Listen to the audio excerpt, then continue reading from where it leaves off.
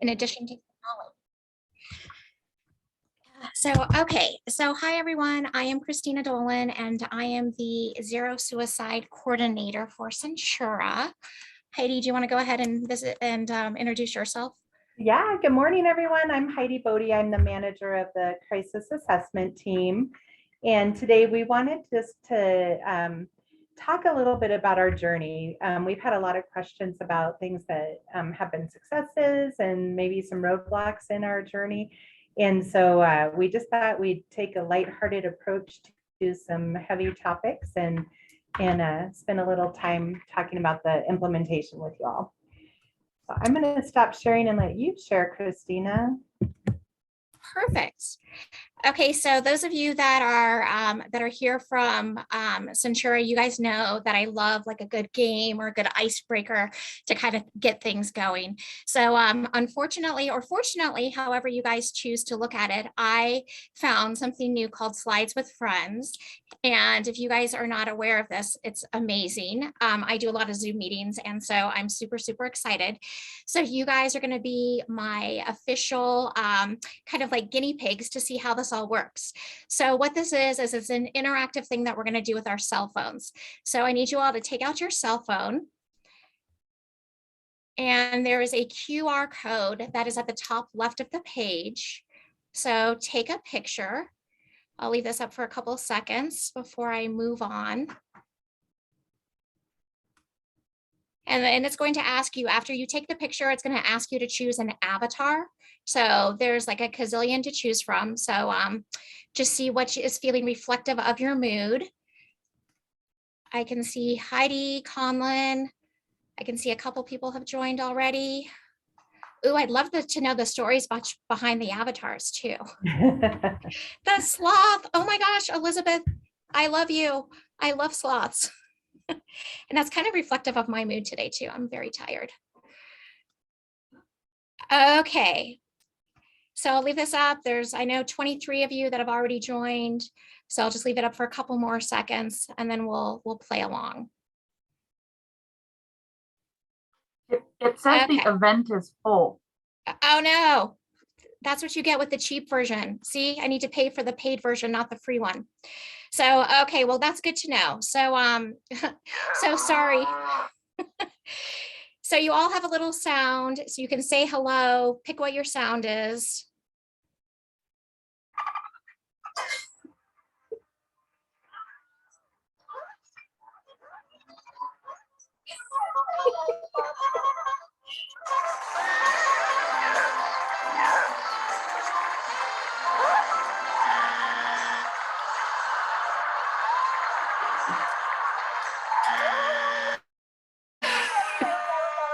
Okay, that was either really fun or really obnoxious. I'm not sure which. Okay, the next one. Are you a morning person or a night person?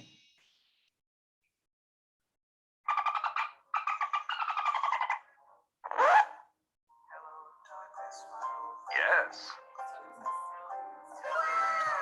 Christina, I think you need to go to the next page. Oh, I'm sorry. I don't know how to answer. Okay, there we go. Okay. Sorry.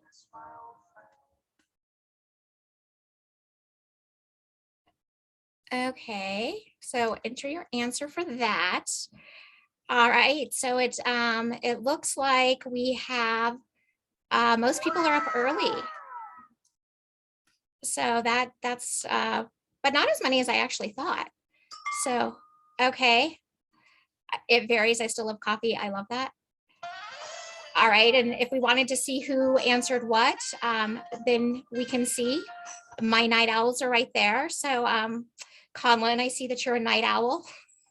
You're always so cheery in the morning though. That surprises me. It's all a ruse. Okay, we're almost done. What is a hobby that you enjoy? So type and send your answers, and then what you guys can do when you see that people start popping in their answers, if you want to, you can, I think, click on people's answers and love them.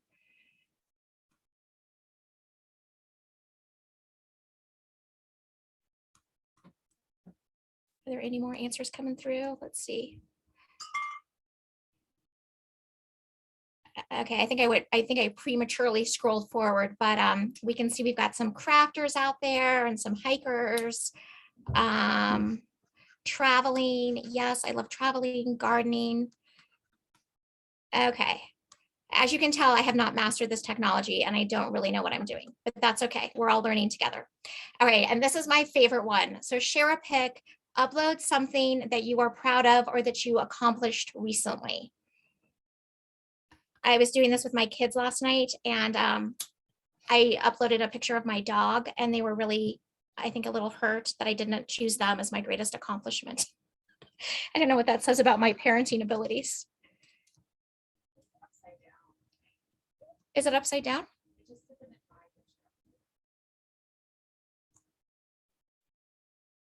Okay, so here's some pictures that are coming through. Oh my gosh, Peggy, that is super, super cool. Are those all bees? Yes, they are, about 10,000 of them. Well, Peggy, now you have to talk about your bees. This is fabulous. Tell us a little bit about it. I'm a beekeeper, and Saturday was bee pickup day. So I picked up 3 packages of 10,000 bees each. Oh my gosh. That's one of my packages. So do you have so you wear the whole beekeeper suit and is it a lot of work being a beekeeper? I do wear the beekeeping suit in the fall. On the day that I put these in the hive, I didn't have any suit on at all. And last night I went out to check to see if they had released the queen from her little cage, and they hadn't, but they were swarming all around me and I didn't have a beekeeper suit on at all because they're very docile right now at this time of year. Oh my goodness, this is fabulous. Thank you so much for sharing. Okay, Conlon, looks like you are up hiking maybe in your picture, taking a little rest. I brought my hammock. Well, the weather has been beautiful, so all right, Heidi, to explain.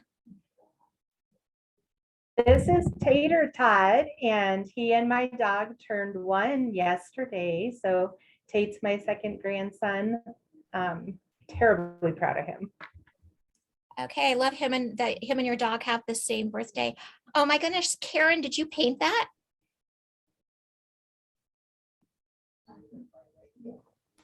Sorry, I had to unmute myself. And yes, I painted that with a group of friends from Burlington. And it was painted, and you can see it's a knife. You can just barely see, but we had to paint the whole painting with the knife, no brushes. So it was fun and exciting. Oh my gosh, you are amazingly talented. That's incredible. And that would look very good in my living room, by the way. Well, thank you. And Courtney, this is going to be our last one. Courtney, tell us, where are you on this wonderful picture? All right. Yeah, I actually got to go to Cancun last weekend on a last minute flight I found for really cheap. So I went down and I spent the weekend on the beach, and it was fantastic this time of year. Oh my gosh. Yay. All right. Well, thank you all for playing this little game. Did you enjoy this exercise to kind of get to know the group a little bit better? It looks like it was a winner. Okay, I'm going to stop sharing my screen and I'll rejoin you in the conference room, Heidi.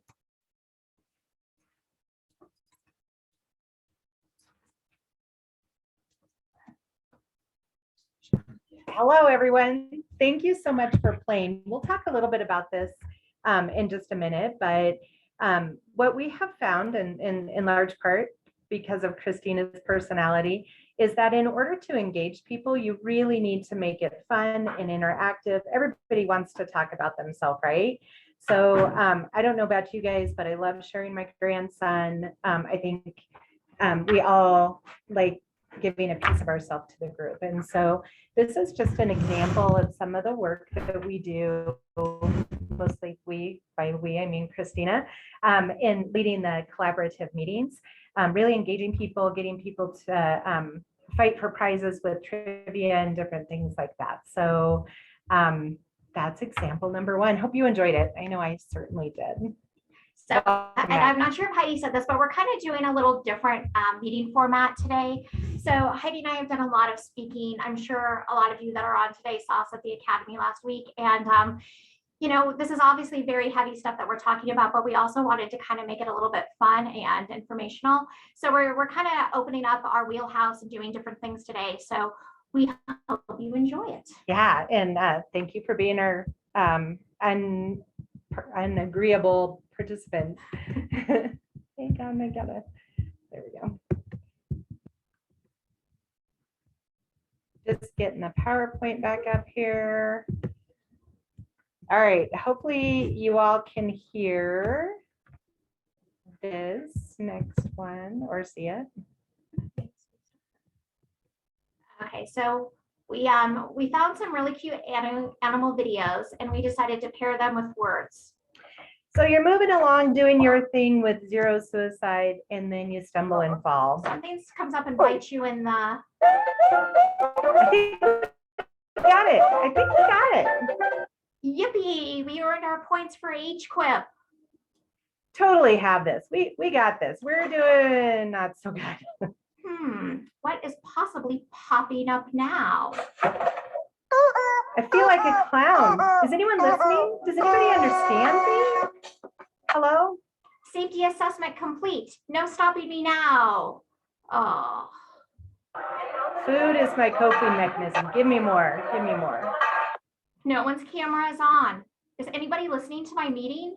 You need to know this material so you're not blindsided.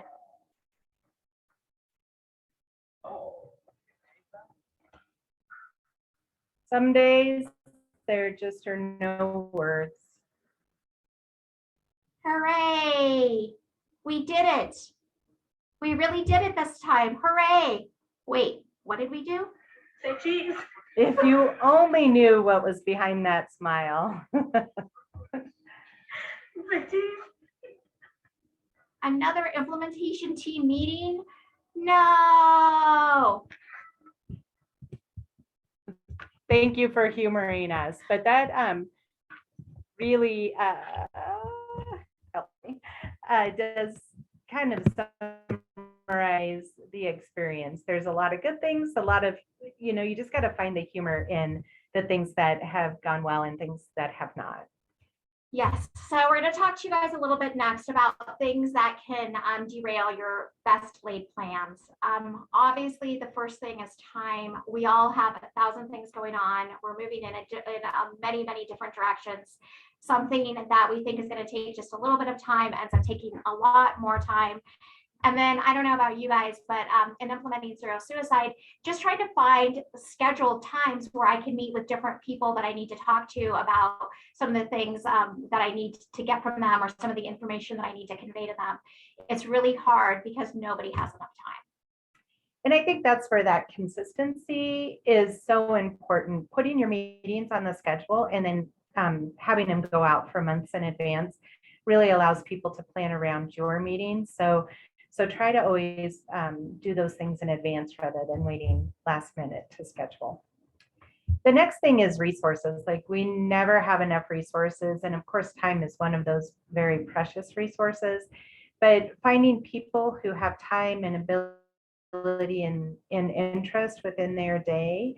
And then how do you finance that? So there may be people who are super excited about joining your implementation team, but they may not be able to take away from their main job for productivity reasons or whatever it may be.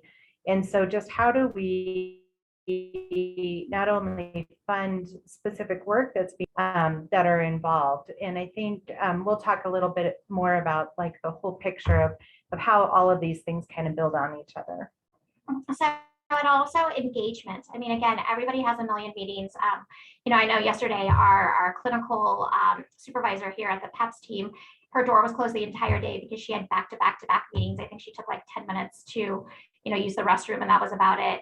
So trying to get people engaged and making the best use of their time when you are able to actually meet with them, trying to get leaders, people that are in those upper level management or executive positions.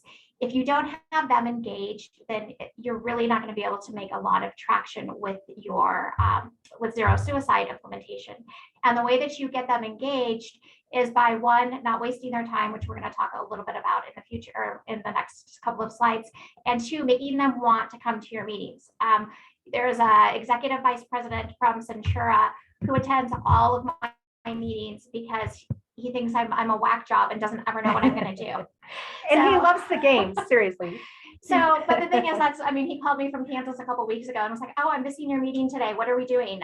So anyway, the reason why is because I do try to make it engaging, because I need him to be at my meetings, because then I need to follow up with him after my meetings and say, guess what I need from you? The same is true of coworkers. Obviously, our coworkers are all super over involved as well. I want to get them engaged because I really want them to enjoy zero suicide and not have it feel like another burden that they don't have time for. And then finally, the clients. Do you want to speak about that a little bit? Yeah, the part of this, of course, is getting our clients involved in the process. So with our follow-up program, with our caring contacts, with zero suicide pathways to care, safety planning, we really, it's twofold. We want our clients to be engaged at a certain level, and then we also want our clinicians to be doing what the client needs. So it's real easy to say, I have to go through my evaluation, I have to click off the boxes, I have to complete the Stanley Brown safety plan, I have to give 2 referrals, and I have to give the warm handoff for Rocky Mountain Crisis Partner, Christina will hunt me down. But we want those things all to have meaning, right? So we're not just filling the boxes, but what's meaningful on that safety plan. So working with our clinical staff to help our clients be engaged and involved in their own safety planning and resource referrals, I think is super important. I'm going to pop back up real quick too to the regulatory piece. So for those who work in the hospital systems, we have all kinds of initiatives with lots of letters, HQIP, HTP, and I'm sure there's a million other ones.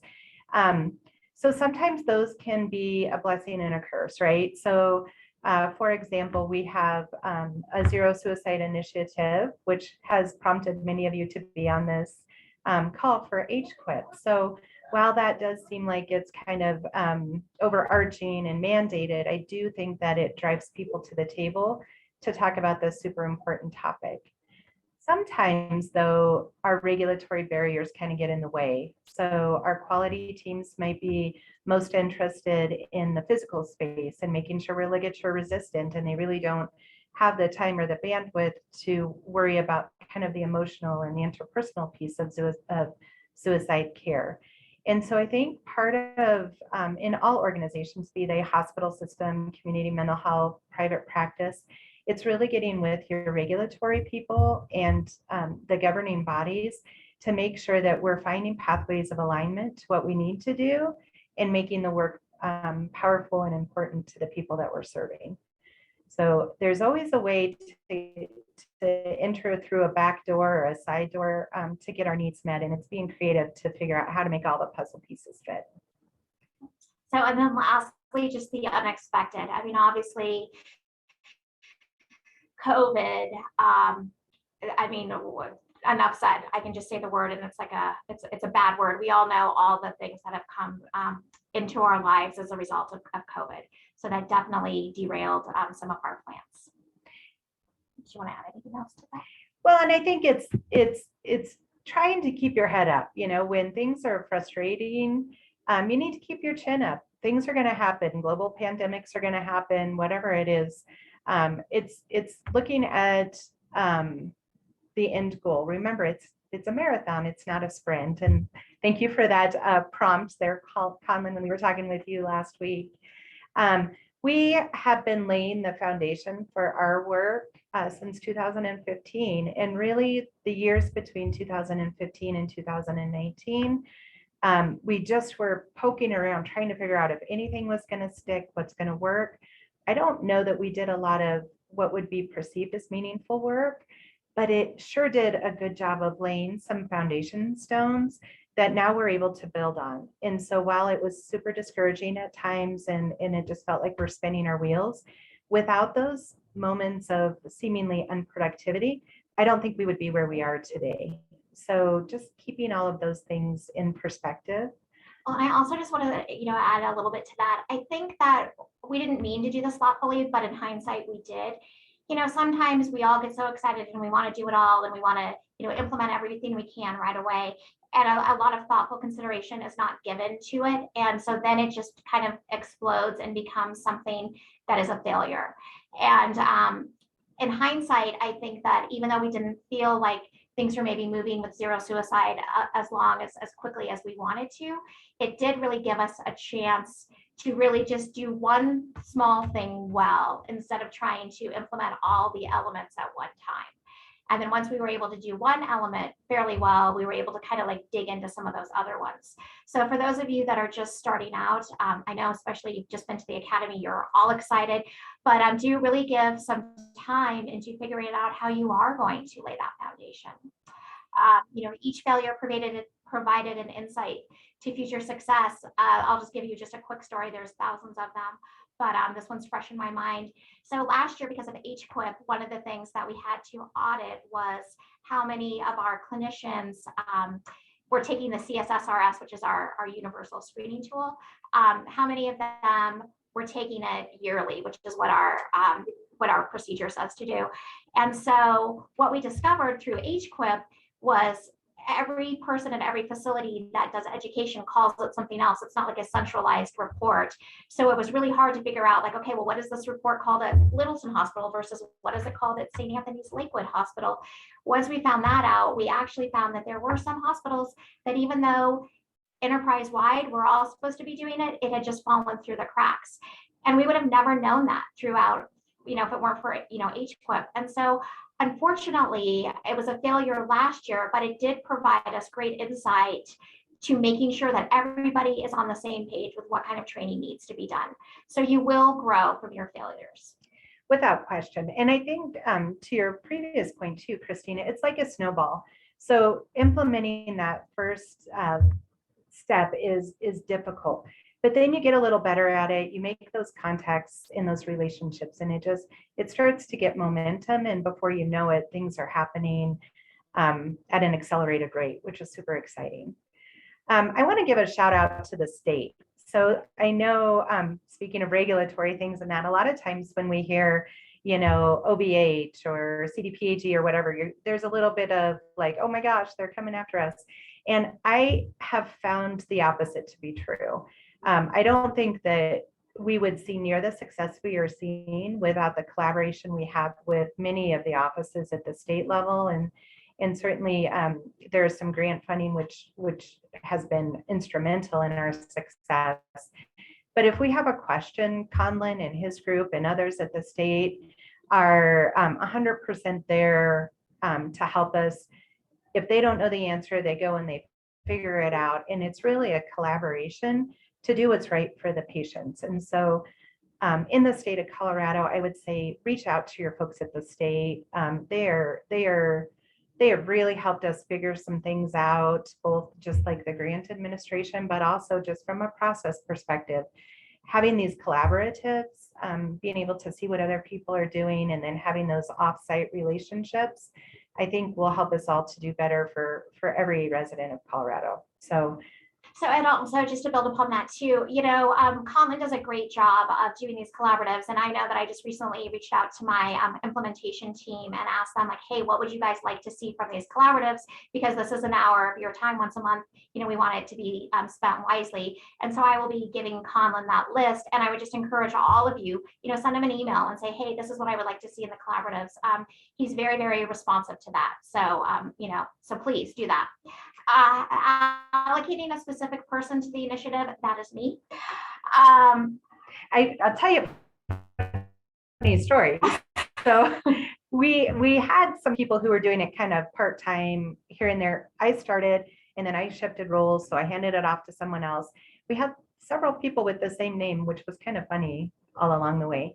But when one of our people who were kind of coordinated in their spare time was getting ready to leave, they reached out to Christina and said, hey, do you want just a little pet project? It's not much. You don't need to do much. It'll be just kind of a hobby for you. And Christina graciously said, sure. And now she owns the world. Seriously, she has taken it to the next level, and being able to have her exclusively focusing on zero suicide has made all the difference in the world. Yeah, there's just not enough time in the day. I mean, I remember one time I was hosting a meeting, much like today, and there was a patient that was banging on the wall. I mean, because I was still involved with patient care, and it was a lot to handle. There were codes going off, and I was, needing to attend to those while in this meeting. So I think that it just was really helpful to have just one person, in this case me, just be able to devote all my time to it. Most of what I do is relationship building. And I have a little bit of knowledge. Heidi has a lot of knowledge. I have like a little bit of knowledge, but I seem to be able to, have the time and the ability to talk to people and, really try to figure out like what's going to be best for driving this initiative forward. So most of my time is actually spent on relationship building. I call people, I email people, I follow up with people. When I say that I'm going to do something, I do something. I ask how I can be a support to them. It's relationship building 101. You all know how to do it, so I don't need to preach it to you, but I just can't stress the importance of that. And I will say, we mentioned this in the academy, Christina, that's like the essence of who she is, that relationship building piece. I'm much more, policy minded, process minded, those things. So remembering to build relationships is a little more difficult for me. So I actually do put things on my calendar and reminders so that I don't let those things fall as much as I would if I didn't do that. So part of that is also knowing what your strengths and weaknesses are. It's not bad or good, it's just who you are, and that's okay. So figuring out where your deficits are and making up for it with either technological tools or surrounding yourself with the right people. So every person can be successful. We just need to be a little bit creative in the way that we're managing that success. So in the creativity and engaging leaders and associates, we already kind of talked about. So again, just anything that you can do that's kind of outside the box, I highly recommend. So yeah, through this journey to be where we are now, we've had 4 significant policy changes, which is not a little feat with an organization our size. We've had 3 screening tool changes and 2 changes in safety plans. And so I think if you know the process of those things, you know that each of those steps felt like a monumental failure and took a lot of work to make them happen. But in the end, they have helped with the overall success and best care treatment for our patients. So let's spend a little bit of time talking about tools to transitions and tribes. Ooh, the alliteration, Heidi, very good. I love alliteration. So newsletters. Some of you that were at the academy, you actually asked me to send you my newsletters. I do a whole bunch of different newsletters. So when I'm talking about that, what it mainly means is there's one newsletter that I do that's only for behavioral health associates. It goes out every month, and they're just aware of like what's going on within zero suicide. I give them training information. I usually try to bring out like some self-care things, like if there's something that's coming that's free that they might want to do with their family. I always highlight the clinicians that are doing a really good job with Rocky Mountain Crisis warm handoffs. I cannot say enough about Rocky Mountain Crisis. They're such an amazing service for hospital follow-up.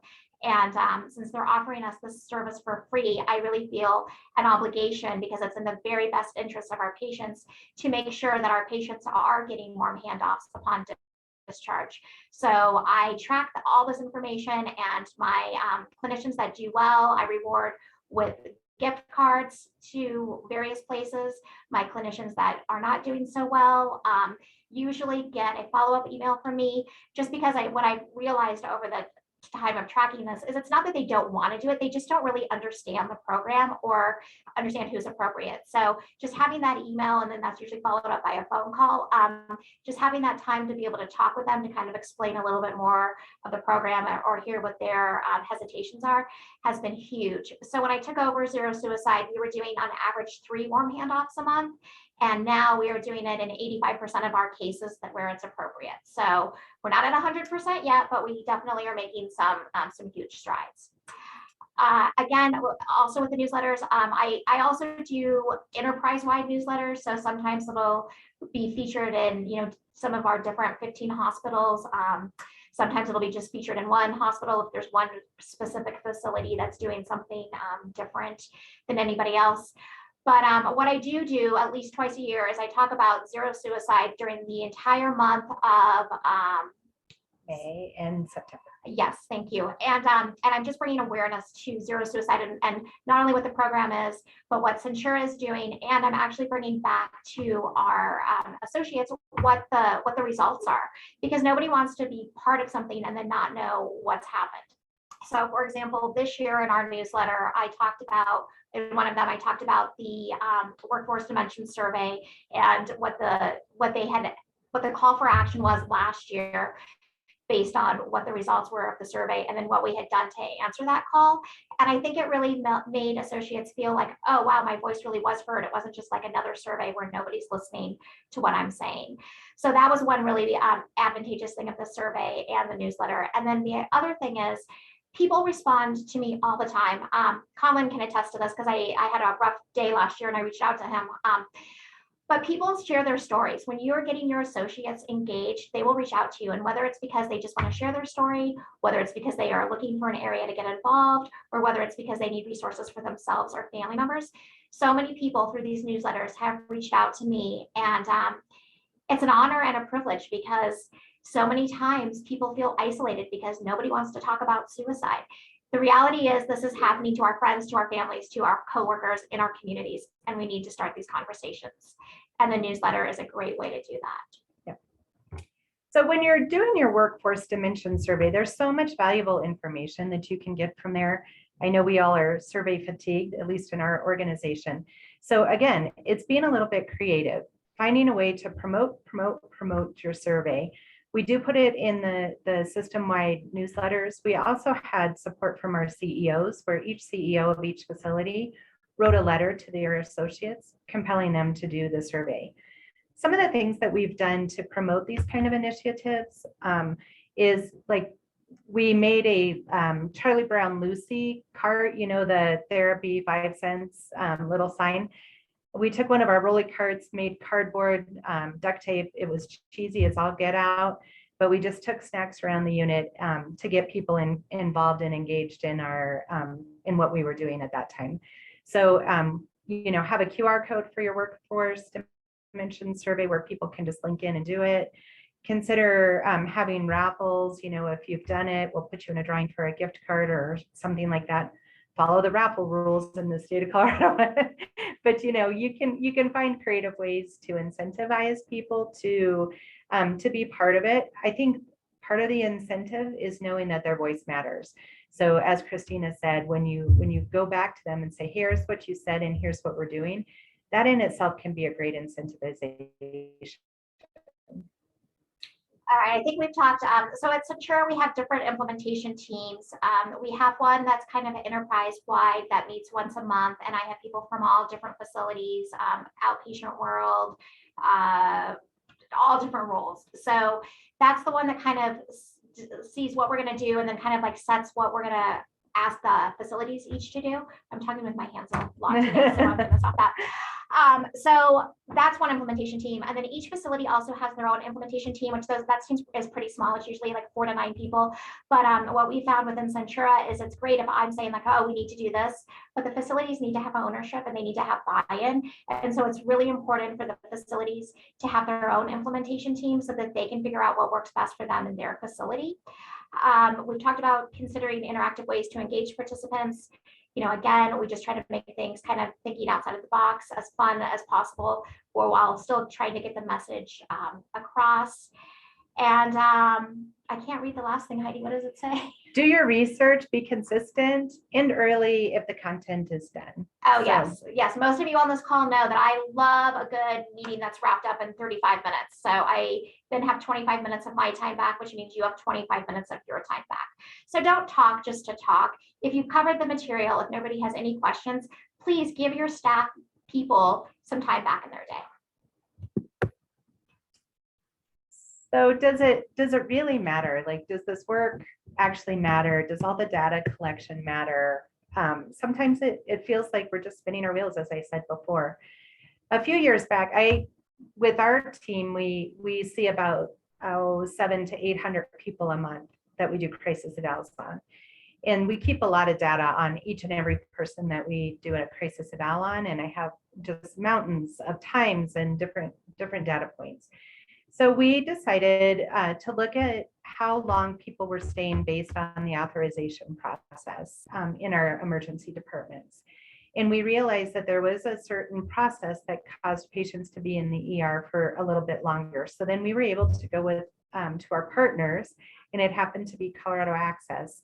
And they were super receptive and horrified that their patients might be staying longer. And so together with them, we worked out a different process that allowed there to be equality in the length of stay. So if we didn't have the data and if we didn't have an inquisitive mind, we wouldn't have ever known that. And so just using that data for meaningful reasons can sometimes help enhance the patient care, which is what we all want. So at the Rocky Mountain Hospital follow-up program, I can tell you, yes, it does matter, because as you guys probably have learned from my presentation, I'm kind of a control freak.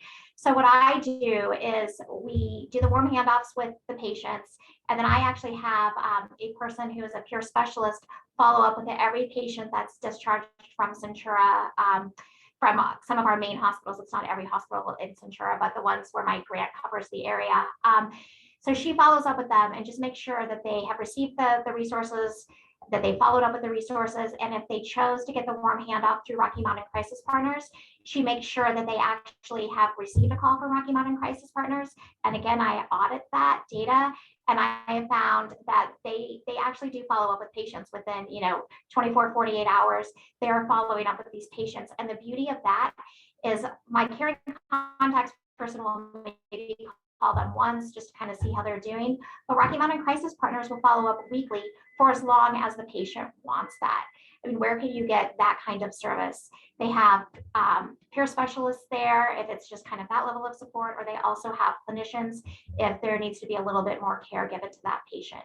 So we have heard from patients' mouths, yes, we love this program. It's been super, super helpful to me in my recovery. So it does matter. Safety assessment audits. That's again something that kind of came out of HQIP. What we do is we take all of the people in the hospital that screened high on the CSSRS, which as you guys all know is the Columbia, and that's our tool. And then we audit, or we cross-reference the information with patients that have receive safety assessments. Yeah. And so we look to see if there are patients that are falling through the cracks, and if there are, like, why are they falling through the cracks, and does there need to be something different in our processes so that these patients are not falling through the cracks. And I'm actually really super excited because this is an area where I feel like we still need a little bit of improvement, and Centura is kind of aligning things so that we can maybe dedicate some time from a business standpoint to have somebody come in and really help us out with those audits, because it's super important. Then, so in the process of those audits, and then we also audit the clinical work of our clinicians, then we also look at what targeted training we need to do. So we've implemented assist training for our associates and opened that up to the community. We do clinical case reviews with our people. So basically what we're doing is just taking the information we've learned from the audits. And again, these are all things that are born on some level from regulations. They seemed like a super heavy lift in the beginning, but such great work of that. And we're able to help our clinicians be more effective, and thus our patients get better care. So we have really focused this year on training. We're bringing in a lot of training, not only patient focusing, but like Compassion Without Fatigue with Resiliency Colorado was a fabulous training for our associates. So we're looking at the whole client or patient, but we're also trying to look at our whole associate as well, both as a human, what do they need for that work-life balance and for their own mental health, but also so that they can be successful in their role of caring for patients who are suicidal. And creating a safe space for associates. I'm super proud of Centura because I went to the person who manages our employee assistance program, and I talked with him about some of the emails that I received from associates who were struggling with suicide, either in their own lives or that of a family member. And so he actually created his own Zero Suicide EAP work group. And so I'm not involved in all those meetings, but when I am involved, the work that they're doing is great. They are taking the elements and they're implementing it into what we are doing for associate care. So it's not just about the patient, but it's about our very own Porter and Centura family as well. Okay. One talent that Heidi and I do not have is technology. So, So we really want to just finish with this video and just really drive it home that with every success, there's been some level of failure. And so keep your chin up, keep your head down, keep pushing forward. Know that there's help in the community. Christina and I are willing to reach out. I know Conlin at the state and others interact with each other on this collaborative, reach out, ask for help. But you can be successful. You just need to stick with it. yes, and Conlin, if you wouldn't mind, because you know I'm technologically challenged, if you wouldn't mind putting my email address in the chat, it's christinadolan@centura.org. Some of you have already reached out to me from the academy, but if there's others who have any questions on anything that we've talked about today, or just like to kind of troubleshoot things with me, I'm more than happy to do that. I love our community, and I know that a lot of you do not have the support that you're needed, and we're really blessed within Centura to have as much support as we do. And I know that that's just not a reality for a lot of you. So whatever we can do to assist you, we are more than happy to do. Okay.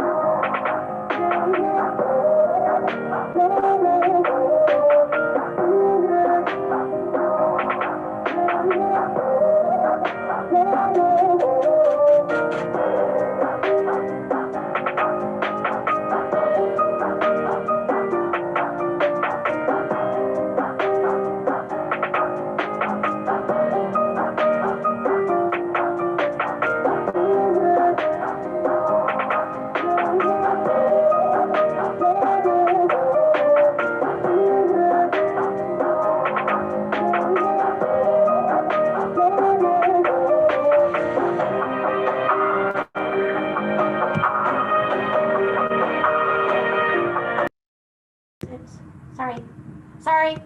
I think we're gonna stop our share there because I just made a mistake and I don't know how to get it back. Thank you all so much for allowing us this time. And if you guys have any questions or. Thank you so much, Christina and Heidi. That was amazing. Definitely the most engaging learning collaborative we've ever had, and the highest tech, regardless of what you say about your tech capabilities. But yeah, if anybody has any questions, please feel free to chime in, unmute yourself, or chime in via the chat.